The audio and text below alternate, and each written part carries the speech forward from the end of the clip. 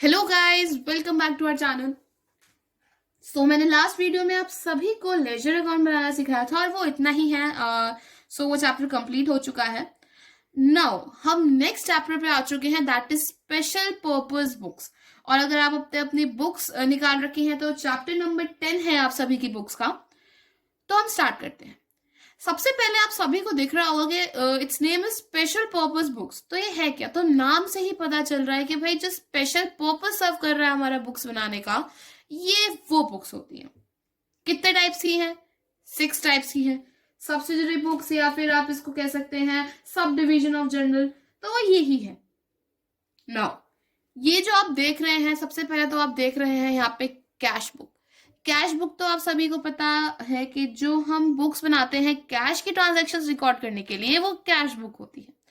ये है purchases book, ये है सेल्स बुक, ये है purchase return book, sales return books and journal proper. तो ये परचेज बुक क्या है भाई? अगर हम नॉर्मल भाषा में मैं आपको बताऊं तो जितनी भी चीजें हम क्रेडिट पे सेल कर रहे हैं वो हम इस परचेज बुक में रिकॉर्ड करेंगे।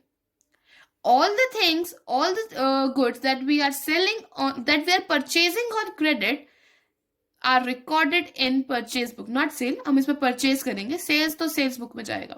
तो जो भी चीज आप परचेज बुक में डालेंगे वो होंगी जो हमने खरीदी, that we have purchase on credit, उधार पे, वो परचेज बुक में डाली जाएगी। और जो सेल्स बुक है वो ऑब्वियसली जैसे परचेज बुक है सेल्स बुक है कि जितनी भी चीजें हम सेल कर रहे हैं ऑन क्रेडिट उसको हम रिकॉर्ड करेंगे सेल्स बुक में। Now the purchase return book, कि जो भी चीजें हमने क्रेडिट पे बेची थी अब वो रिटर्न हुई है, वो हम किस में रिकॉर्ड करेंगे? परचेज रिटर्न बुक में। Same for the sales return. अब ये जर्नल प्रॉपर क्या है? जर्नल प्रॉपर कुछ भी नहीं है। जो चीजें इन सब चीजों में रिकॉर्ड नहीं होती वो जर्नल प्रॉपर में रिकॉर्ड हो जाती है, सिंपल एज दैट। और एक जर्नल एंट्री ही है इन शॉर्ट में आपको बताऊं तो हमें इसमें ज्यादा कुछ ध्यान नहीं देना है। बट इसमें मे बी आपको 1 मार्क का डेफिनेशन आ जाए, that what is a journal proper. तो आप ये लिख के आ सकते हैं कि all the things, all the transaction which are not recorded in these books are recorded in journal proper. So ये इसकी एक डेफिनेशन हो जाएगी। ये बताना इंपॉर्टेंट है, इसका कोई क्वेश्चन नहीं होता क्योंकि नॉर्मल जर्नल एंट्रीज ही है। अब ये क्वेश्चन आप लोगों के दिमाग में आ सकता है कि भाई जब हमने लेजर बना लिया तो परचेज बुक बनाने की हमें क्या ही जरूरत बन गई? अब लेजर तो हमने बना लिया भाई, लेजर जब हमने बनाया तो जाहिर सी बात है ऐसा हो सकता है हमने परचेज करा, लेजर बना लिया, तो अब क्या जरूरत है हमें वो बनाने की? तो रीजन इज दैट कि जब हमने लेजर परचेज का बनाया होगा तो आप अगर ध्यान दें तो परचेज में सारी ही परचेजेस आई होंगी, चाहे वो हमने उधार में खरीदी है, चाहे हमने कैश दे के खरीदी है, जैसे भी खरीदी है वो सारी उसमें आ जाएंगी। लेकिन जब हम परचेज बुक बना रहे हैं तो हम इसमें वो ही रिकॉर्ड कर रहे हैं जो क्रेडिट पे गई है। Same for the sales book, same for the purchase return, same for the sales return. Also इनका जो परफॉर्मा है ना वो नॉर्मल लेजर से थोड़ा बहुत वेरी करता है। वो मैं आपको बता दूंगी कि किस तरीके से रिकॉर्ड होना है। और इसका जो क्वेश्चन है परचेज और सेल्स बुक का, ये आ सकता है, चांसेस होते हैं इसके कि डाल दें, वरना एज सच कोई इंपॉर्टेंट है नहीं क्योंकि आपकी बुक्स में और भी बहुत सारे चैप्टर्स हैं जो अच्छी वेटेज रखते हैं, तो डाल भी सकते हैं, ऐसी बात नहीं है। तो उसमें हमें क्या इंपॉर्टेंट चीज रखनी है? सबसे पहले हमको आइडेंटिफाई करना बहुत जरूरी हो जाएगा कि जो हमारी ट्रांजैक्शन लिखी है वो क्रेडिट पर है या फिर कैश है। तो वही एक चीज है इनको रिकॉर्ड करने के लिए, और एज सच कुछ है नहीं। जो इनमें इंपॉर्टेंट बुक आती है वो आती है कैश बुक, और इसका एक फुल फ्लेज चैप्टर है हमारे इसमें।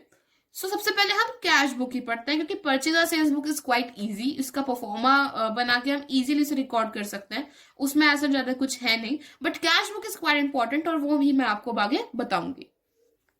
नाउ जैसा कि आप सभी को अपनी स्क्रीन पे दिखाई दे रहा होगा, कैश बुक में मैंने 2 डिविजन्स करे हैं, सिंगल एंड डबल। जब आप और आगे पढ़ेंगे तो ट्रिपल कॉलम भी होते हैं, उसमें जस्ट एक डिस्काउंट का कॉलम बढ़ जाता है, वरना मेन तो ये 2 ही होते हैं, सिंगल एंड डबल। सिंगल में क्या होता है that you only record the transaction of a cash, उस पे ये बैंक का कॉलम नहीं होता है। This column is not in their is in single cash book, bank का कॉलम होता ही नहीं है। लेकिन मैंने आपको जो परफॉर्मा बनवाया डबल कॉलम का बनाया, क्योंकि आप इजीली समझ जाएंगे अब कि भाई सिंगल में बैंक का नहीं होता, only date particular LF cash and date particular LF cash, that's it, और नहीं होते हैं। लेकिन जब आप डबल बनाएंगे तो ये बैंक का जो कॉलम है ये रहेगा ही रहेगा, इसलिए मैं क्रॉस अब यहां से हटा देती हूँ। सो ये परफॉर्मा है, ये इसमें कुछ भी नहीं है, बिल्कुल सेम चलती है जिस तरीके से मैंने आपको बताया था कि लेजर बनता है, सेम इसी तरीके से कि क्या एंट्री हुई उसका अपोजिट वाला, और जहां कैश आया है उसी साइड डलेगा। मैंने आपको लेजर में ही बताया था that this is the debit side and this is the credit side. So same ही है और बहुत ही इजी क्वेश्चन है, तो अब स्टार्ट करते हैं now. So just open page number 10.15 और उस पेज पे इलिस्ट्रेशन नंबर 4 है जो हमें करना है। ये काफी अच्छा क्वेश्चन है और इसमें पॉइंट्स भी काफी अच्छे गिवन है, तो ये काफी हद तक आपके कैश बुक का पार्ट कवर कर लेंगे। So let's get started. The first point says that the cash in hand is rupees 15,000 and cash at bank is rupees 50,000। तो जब हमने लेजर अकाउंट्स बनाए थे तो आपको याद हुआ कि हम बैलेंस निकालते थे at the end of the month और at the end of the year, और फिर उसे नेक्स्ट मंथ या नेक्स्ट ईयर में ट्रांसफर करते थे। तो ये वही बैलेंस है जो हमें अब ट्रांसफर करना है। तो इट सेज कि हमारे पास कैश तो था 15,000 और बैंक में थे 50,000। सो ये किस नाम से हम रिकॉर्ड करते थे? टू बैलेंस बीडी के नाम से। The date is 1 March and it says कि हमें कैश इन हैंड और कैश एट बैंक है, तो to balance BD cash is 15,000 and at bank it is 50,000. The first entry is done. Now the next point says that we have purchased goods for cash rupees 6,000 और जो 6,000 है उसके ऊपर एक star बना हुआ है। तो देखते हैं स्टार की इंडिकेशन क्या है। सबसे नीचे गिवन है ये note that transaction mark with the star are subject to CGST and SGST at the rate 6% each. GST का है, नो प्रॉब्लम, जीएसटी जब आएगी, जब सारा सामान हमारे पास कैश में आएगा तो जीएसटी का पैसा भी आएगा, वो भी कैश में ही आएगा। तो हम परचेज कर रहे हैं फॉर कैश। तो आप एक बार रिमाइंड कीजिए अपनी जर्नल एंट्री का चैप्टर, जब हमने शुरू किया होगा और हमने परचेज किया होगा तो क्या एंट्री आई होगी? Purchase account debit, input CGST, input SGST to cash, right. तो ये जो कैश है हमारा, ये किधर की साइड आया है? ये क्रेडिट साइड आया है। तो क्रेडिट साइड कैश आया है तो कहां रिकॉर्ड करेंगे? क्रेडिट साइड ही रिकॉर्ड करेंगे, और उसके अपोजिट में जो लिखा है उसके नाम से रिकॉर्ड करेंगे, राइट। सो किस किस के नाम से रिकॉर्ड करेंगे? Purchaser, input CGST and input SGST. So the transaction is on March 3rd, तो March 3rd हो गई हमारी ये।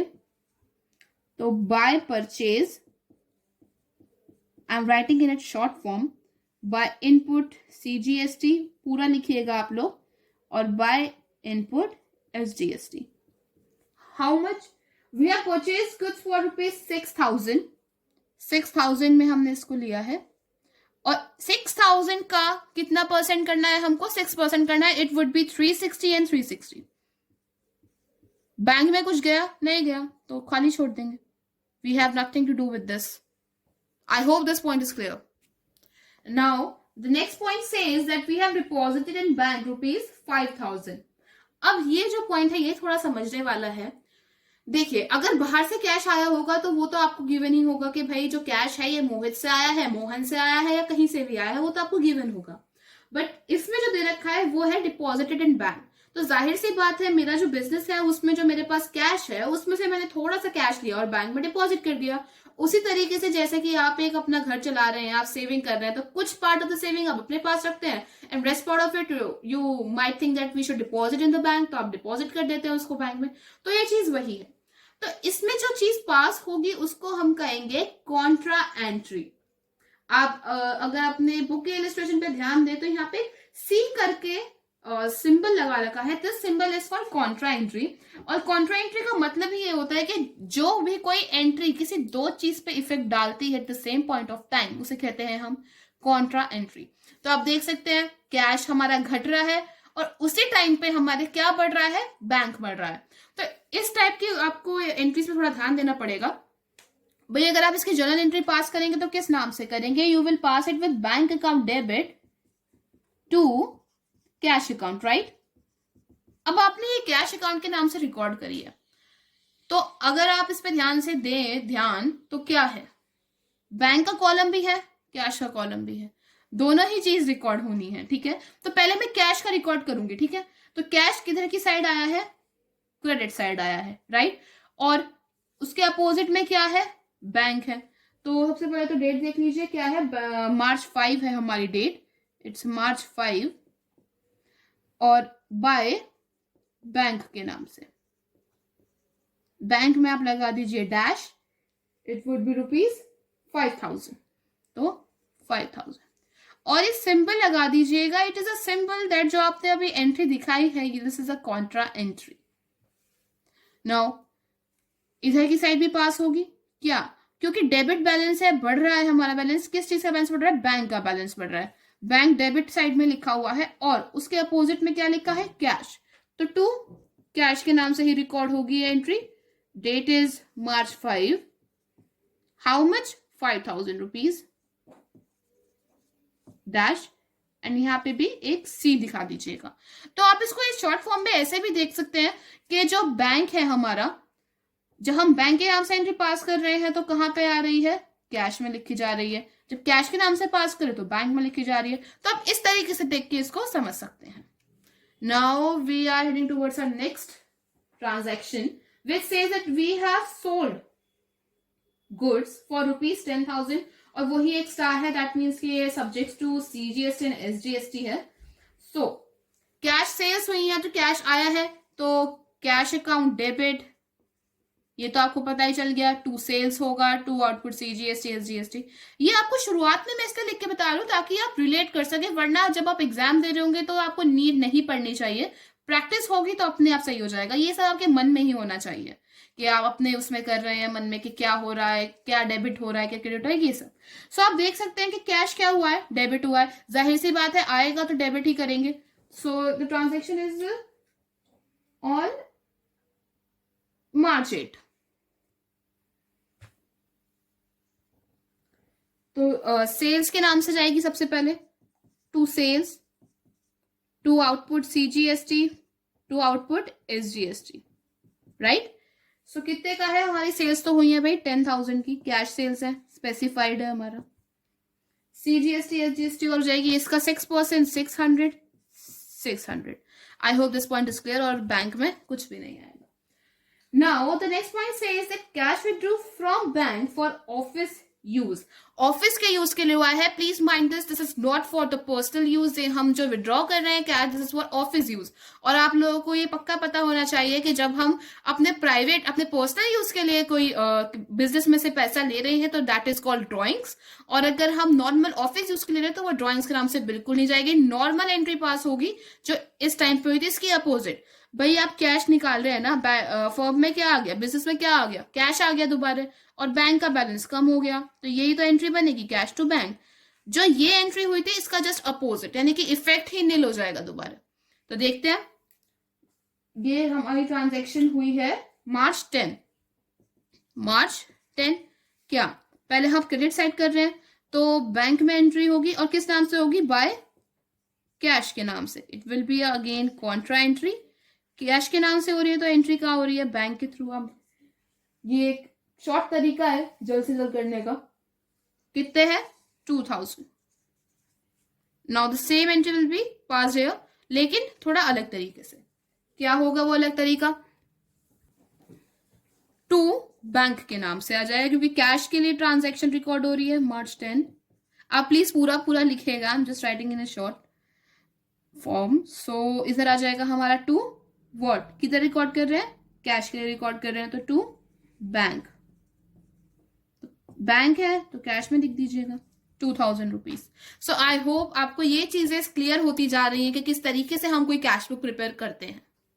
Now the next transaction says that received cash from Damini ₹3,000 and allowed her discount of ₹100। I don't know, कुछ बच्चों को इसमें थोड़ी कंफ्यूजन हो जाती है कि इसमें लिखा है कैश दामिनी से आया 3000 और डिस्काउंट 1000, तो हमें 2900 यानी कि 2900 रुपीज लिखना है। नहीं, ये आपको स्पेसिफाई पहले कर दिया कि कैश 3000 का आया है, लेकिन इसमें हमने उसको डिस्काउंट भी दे रखा है। तो 3000 का कैश आया, इट मीन्स कि 3000 डिस्काउंट डिडक्ट करने के बाद है, ठीक है।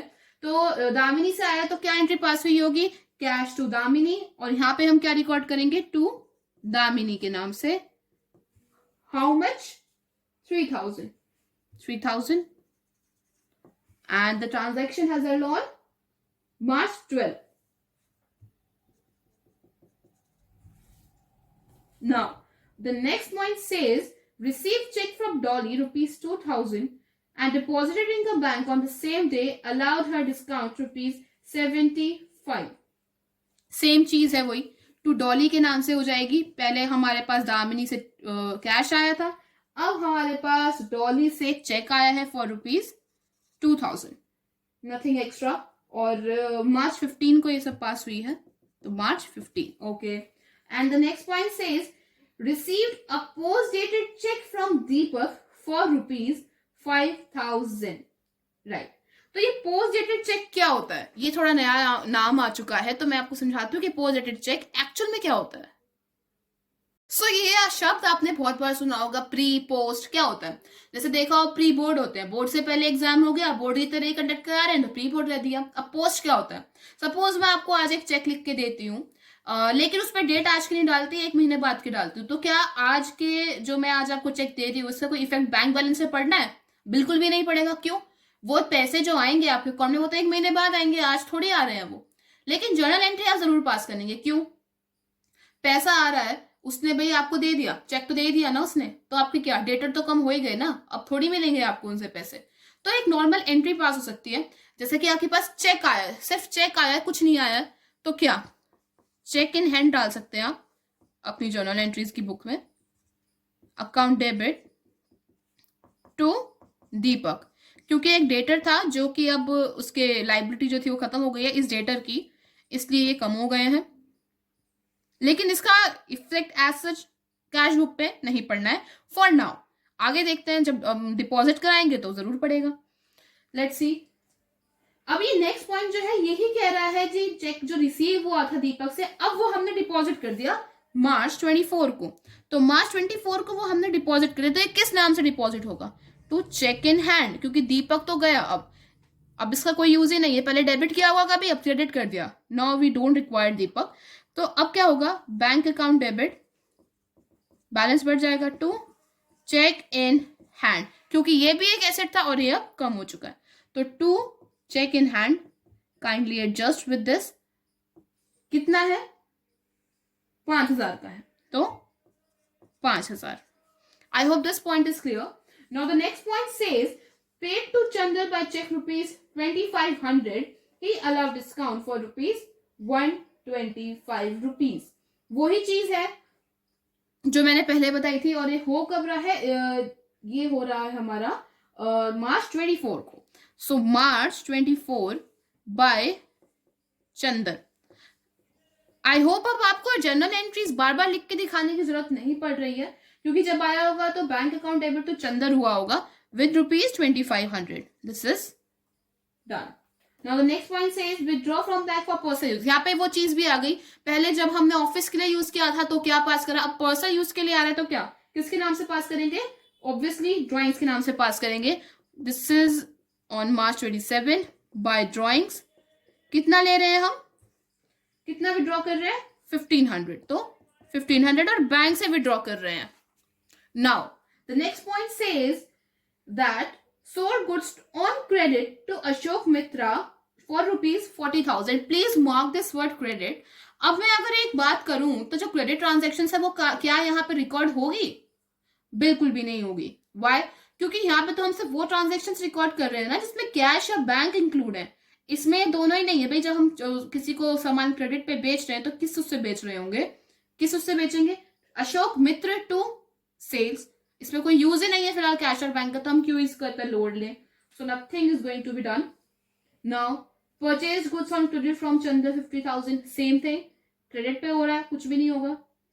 नाउ ये हो सकता है, अब जो नेक्स्ट वाला है we receive cheque from Ashok Mitra ₹2000 in deposited in bank. No problem, very good, अच्छी बात है भाई, हमारे पास थोड़ा बहुत पैसा आ गया। March 31 चेक मिला है, किससे मिला है? टू अशोक मित्र के नाम से मिला है, तो to Ashok Mitra. How much rupees? ₹2000, that's it, कुछ भी नहीं होगा अब इसके अलावा। Next point says is bank charges for the month ₹100। जो बैंक के चार्जेस हैं भाई, बैंक भी तो अपने कुछ जो काम कर रहा है, जो भी कर रहा है, तो उसको चार्जेस काट लेता है आपके बैंक अकाउंट से, तो वो क्या है? बैंक चार्जेस है, तो बाय बैंक चार्जेस के नाम से हम यहाँ पे इसको रिकॉर्ड कर लेंगे। मैं BC लिख रही हूँ। How much? 100। अब आप जाके खुद तो उसको देंगे नहीं ना कि ले भाई हमारे चार्जेस, नो, वो आपके अकाउंट से ही काटेगा, वो इतना लोड लेगा ही नहीं।